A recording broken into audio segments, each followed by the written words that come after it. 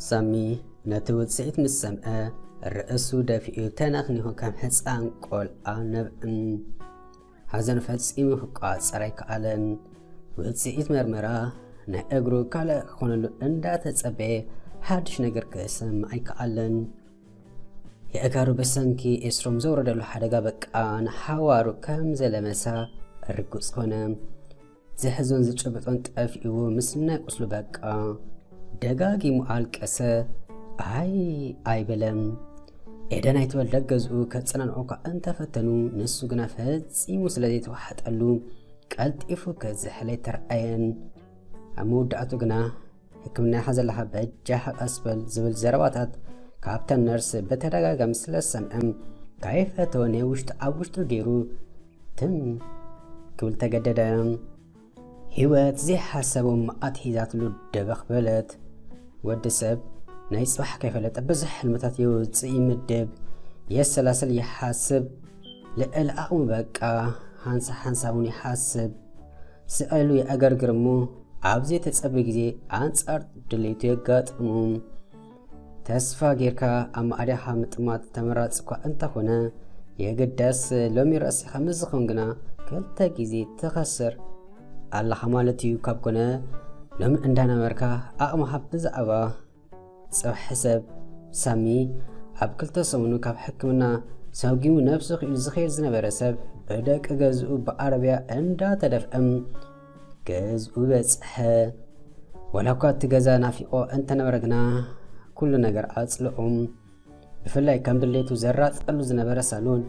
هجي بسبت حاجيسو كف كل مكان مسفلت دقاقي أستمع سلام تسوء بك أكم حافيفو كم دورنا تبتاتنا نبقاتو فتسيمك أقات آيتك علن بجاها باسم حوي نفسك آيتو قدع بلتو مسلنا يدنقا إدن قدعي سامي بدأم لألمانم نقر أشاقي وايوم نكال إيت كاب قنو كي تفليتك تتسنعنوك أنت فتنت كاب دور حوت سواكنو وتسعيتو كسلت أيك علن إداون سريدا بسوفت جيرا نتي مأقرتو أتألقيو زنبر النبقات درزت اللوم مودعاتون حافا بلوم دقزو أبت السالون كوفا بلوو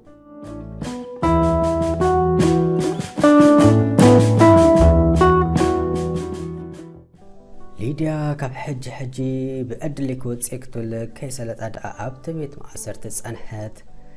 قال إن مسأس تأثر عن كل محازة أكتوت نعاقنا عين مرفع كينواي ناتدق مرأيم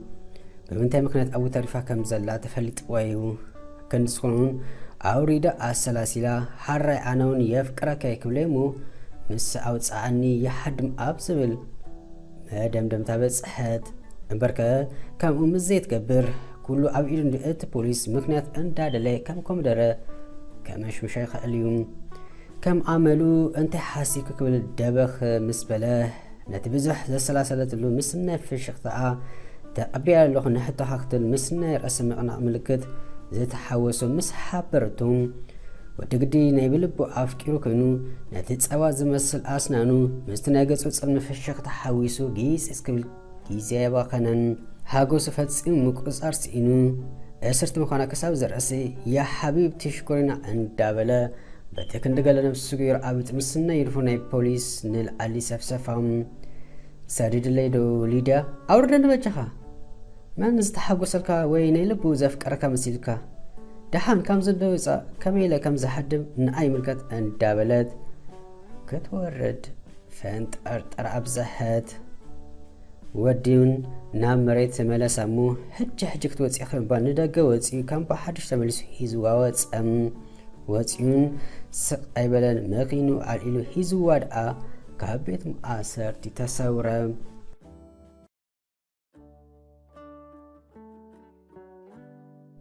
يسرم عبتي بيت مؤثر تكونو أو صنبا قبل أنت لفلفا منك سمعهم أكواد أبن تسعرو حدا جزي بسب كيرو زاقات قاطم ألولات سرقتي عبتنسو زاقاتولو الشلاس لتسنحوهم مفتقارك سابت سأل عيبلا عيستا جيرو وكيتا موقعيتهم لويسم قانزا كوينو كارمي هيوت مس أنو نابكا لقفل تسقيروهم أحواتو كم ستأثر سلس فلتو حايلي غانزاوان تتاكيمون كوت سعوو ላዕልን ታሕትን ዝብሉ ዘለው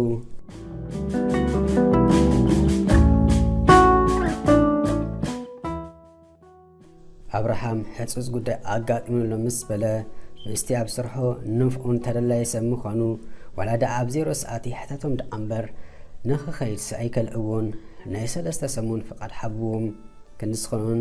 ንኤደን ይመጽእ ኣለኹ ከይበለ ተኪት ብኽር ዋጋ ቆሪጹ ክብገዝ ሰዓታት ዝጽበዘሉ ፍቕሪ ከምኡ ዝገብር ዘይኮንኩኑ እምበር መንገብገብ ኣውፂኡ ጠብ ክብላ ኣይምጸልአን ነይሩን ኤደን ሳሚ ካብ ዝሕረም ንድሓር ፈጺማ ንፈጽሙ ሓላካ ደው ኢላ ኣይተቐበለቶን ኩምራ ዝኾን መልእኽቲ ሰዲዱ ክንሱን ሓንቲ እኳ ምሽ ክትከፍታ በላዕለ ከማን ከተነበባ ኣይተርኣየትን ክንስኾን ከዓ ናይ ሓቂ ብፍቕራ ተቓፂሉ ብናፍቆት ሓሪሩ ብገይጓ እኳ ብኣካል ኣይኮነን ብቪድዮ ርእዋ ዘይፈልጥ ሰብ እንተርፎ ብስእሊ ኣብ ኣርኪ ውትፍ ክብላ ዝተጓየም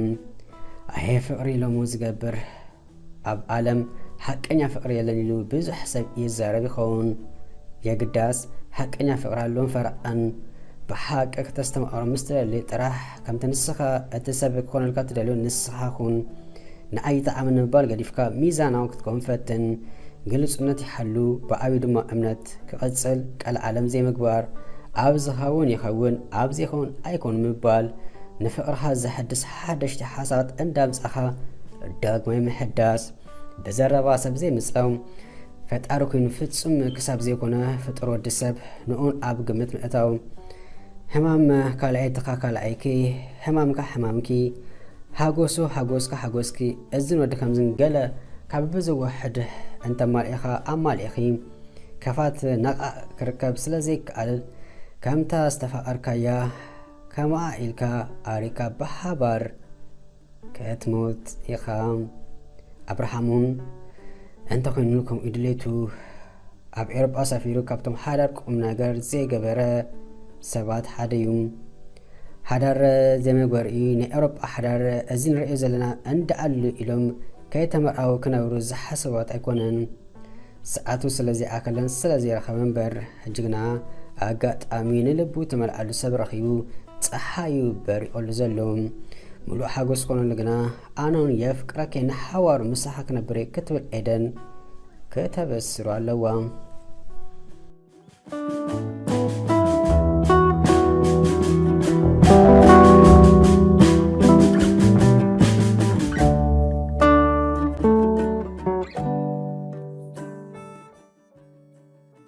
ሰማሓወ ዝብላዕዶ ከም ጻልካ በጃኻ ድማ ነፍስኻ ይተዋዳቕ ካብ ዝኻፈ መጽእን ተዝኸውን ከደኣ እንኳ ከመን የእውዳእኻ ይስኣንካ ከም ድሌትካ ክትሰርሕ ትኽእል እንዲኻ ብድንጋጽ መንፈስ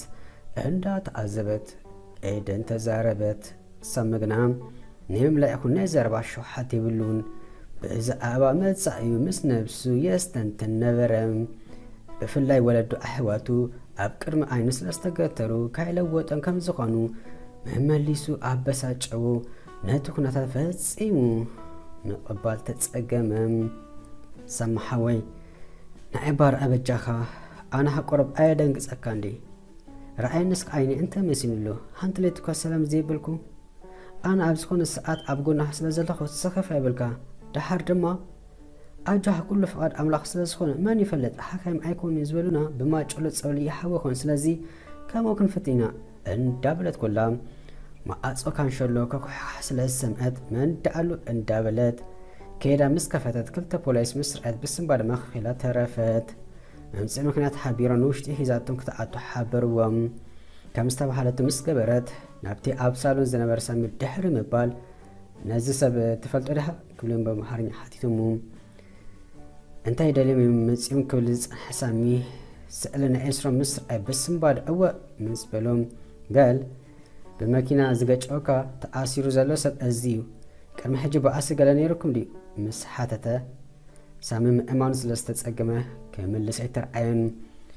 ኤስሮም መዓረክ እንደዚ ይበፂሕ ዝብል ግምት ፈጺሙ ኣይጸንሑን ሽሕ ግዜ ብሰንኪ ኤደን ካብቲ ገዛ ይውፃእ ዳኣ እምበር ዝፈቶ ወዲ ገዝኡ ነይሩ ኤስሮም ብጣዕሚ ዝፈትዎ ነይሩ ግና ግዜ ዘይኮነስ ጓል ኣብ መንጎኦም ኣትያ ነፋስ ይኣተትሎም ንነፋስ ተቃሉ ግና በዓላት ወይም ብፍላይ ኤስሮም ትፈልጦ ኣይትፈልጦን ምስ በልዎ ኤስሮም እንዲፈልጥ በአስግና ኣይነበረና ክብል መሊሱሉ ኤደን ኤስሮም ዝብል ስም ምስ ሰምዐት ነጢራ ደኣ ናብቲ ሰሚሕ ሒዞ ዝነበረ ስእሊ ኣቢላ ብዓይና ምስ ኣረጋገፀት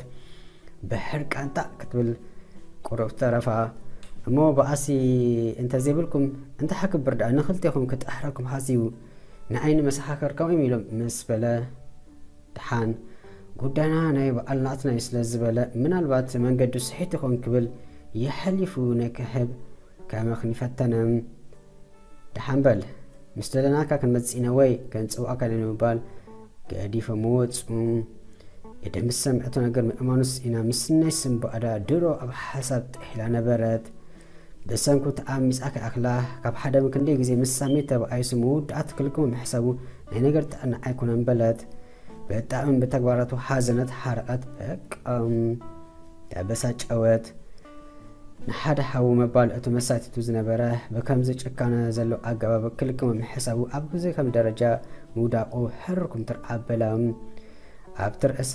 ፅልኣት ወሰኸትሉ ሓንደበት ግና እንዳጎ ድሕሪ ምውፃእ ዓብናይ መዓት ኣሰርቲ ተኣሲሩ ከም ዘሎ ሓቲታ ሳዕሞ ሓወይ መፅኣኾ ተፀበይና ሓራዶ ምባል ሰዓታ ሪኣ እሳት ለቢሳ ኮሊሳ በታ ቅድሚያ ፀንሐታ ሚኒባስ ኮንትራት ሒዛ እንዳ ፖሊስ ከይዳ ምስ ኣፀወአቶ ኤስሮም ገፃ ምስ ረኣየ ብተሓጓስ ጣዕ ክብል ደለየ ክልክማ ሓሲሙ ከም ዝነበሮን ድሮ ረስዐ ኣቲ ኤዶ ሓፍተይ ክትርኢኒ መፂኺ መንዳኣ ነጊርኪ ምስ በላ ፈሻኽሻኽ እንዳበለ ሰማዓታ ረሳሕ ስዲ ዝገበርካየ ዘይፈለጥኩካ ይመስለካ ሕጂ ፅቡቕ ዶ ብሰንካ ሳሚ እግሩ ለሚሱ ሕጂ ፅቡቕ ዶ ሂወቱ ተበላሹ ዓታ ቁሩብ ሕልና እዚ ትገብር ትማሊ ምስኡ ትፃወት ተሓንቀቕ ነርካስ ከምዚ ክትፈልዮ ምሽ የፍቅረይካ ኢኻ ትብል ፍቅርካ ብሞት ዲኻ ክትገልፆ ናይ ቀዳማይ ቆስሊ ክሓወ ካልእ ክትውስኸን ዓታ ቁሩብ ዘይተሓፍር በል ብሰንካ ከም ተኣመፅኩን ኣይትረስዕ ንኡን ሓቢር ኣብዚ ከጭኖከ ረሳሕ ስዲ ብጣዕሚ ትሕዝን መን ኢኻ ከምዚ ገይሩ ዳኣሚሱካ ባኻ ከማን ቃቲሎምኻ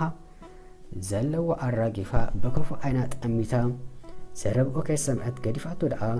ናብቲ ኣብ ሓዘን ከሎ ዝገደፈቱ ኣፍቃሪኣ ሳሚ ተመልሰት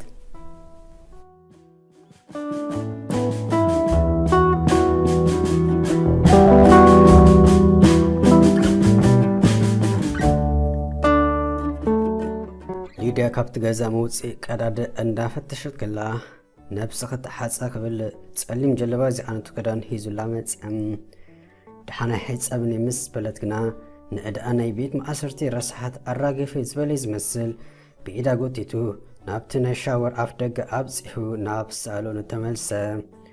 ክሳብ ድሌታ ትረክብ ነዚ ጉዳይ በጠበቅ ክትሕዞ ከም ዘለዋ ንነብሳይ ኣሚና ከይፈትወት ተሓፂባ ምስ ወፀት መግቢ ቀሪቡ ክትበልዕ ሓተታ ጥሜት ስለ ፀንሓ እንታ ብዘይገድስ ጥዋዓዋ ኣበለቱ ነዚ ምስርዓይ ወዲ ቅሳነት ክስምዖ ጀመረ ፀኒሁን እንዳኮለሰት ከላ ክንደገለ ሰንሰለት ወርቂ ኣብ ክሳዳ ክኣስረላ ፀግእ ምስ በለ ድሓን ይትረፈኒ ኢላ ክሳዳ ክተርሕቕ ፈተነት ብቐሊሉ ግና ኣይገደፋን ኣሲሩላ ዳ ኣብ ምእጉርታ ምስ ሰኣማ ግና ብሕርቃን ተስኣ ከይተረድኣ ብፅፍዒት ኣላድደቱ